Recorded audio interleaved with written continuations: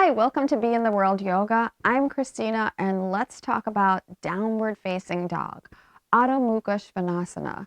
That's the Sanskrit name for it. So downward facing dog is a very popular pose, but it can be a little bit misunderstood if we don't go into great detail to figure out what it should look like and what it should feel like in your body. So let's take that time to figure it out.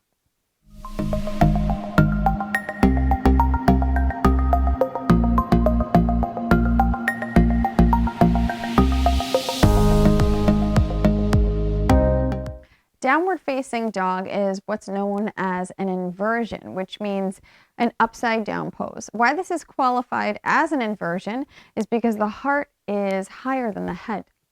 So when we're doing an upside down pose or an inversion, what's happening is that we're allowing the lymphs to drain also, which are these beautiful areas of the body that help to cleanse the blood.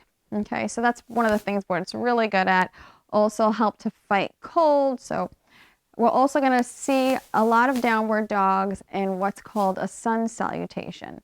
Or if somebody goes to do your vinyasa, it'll be in that, which is also the sun salutation. So let's start it off. Another good benefit of downward facing dog, it's going to stretch the back body and also strengthen the arms and the shoulders. Also, the core gets involved here. Let's find out how. This is what it looks like. I'll take a quick downward facing dog just to demonstrate it. It's also a great way to reconnect with your breath.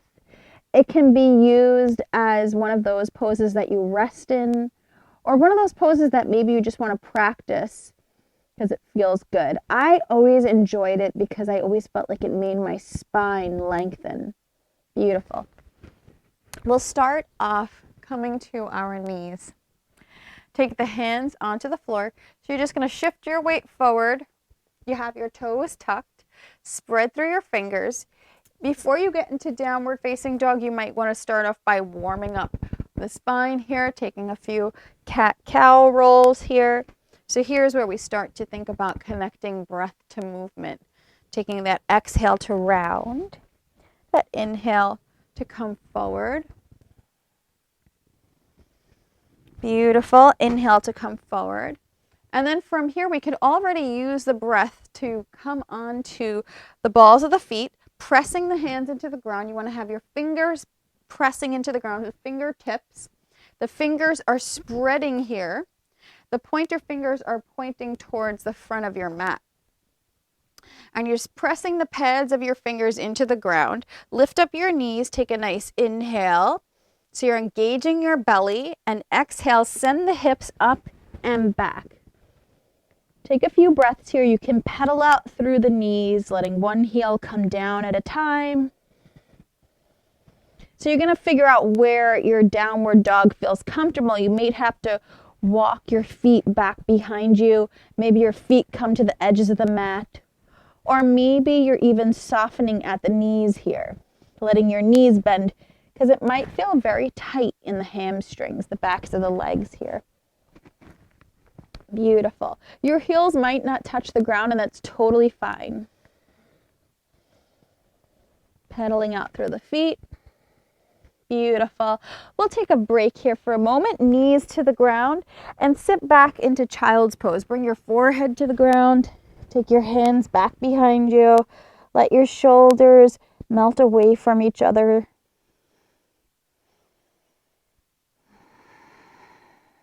Taking some breaths. Inhale, the arms reach up over the head. And we'll do downward dog one more time. Coming onto the knees, spread through your fingers. Press the pads of your fingers into the floor. Tuck your toes and press the hands into the ground to lift your hips up and back. Beautiful.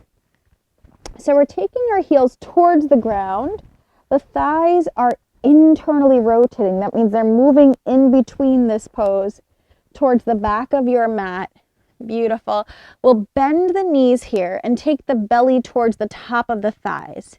Start to press your hands into the mat, sending your hips up and back. So a nice long spine. The knees are still bent. Take an inhale.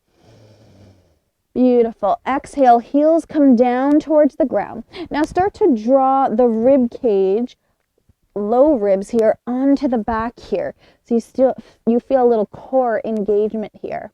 Take an inhale. Exhale. Press the hands into the mat. Exhale. Start to separate the shoulder blades away from each other. So the top part of your arm is going to round outward. And then the forearms, all the way by the wrists, are going to start to reach towards one another. Take a few more breaths here. Reaching your thighs back, sending your hips up and back, letting your head be nice and soft between the arms. Shoulders are away from the ears. We're not scrunching our arms up to the ears. One more inhale, pressing the front part of your mat away. Exhale. And we're going to float the feet to the ground. Take a nice inhale, floating the knees to the ground. And sitting back into child's pose again, forehead to the ground. Let your back body rest. So you can see that this pose, child pose, is quite the opposite of downward facing dog.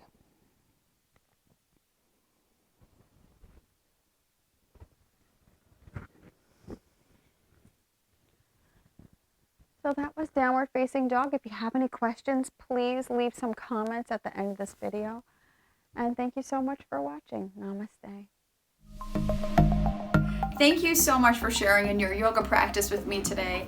And please remember to share, like, and comment, and also subscribe to us on our YouTube page so that we can give you more wonderful content like this. And also, please check out our website, beintheworldyoga.com. We have a great blog there and just wonderful information to share with you. Have a nice day. Namaste.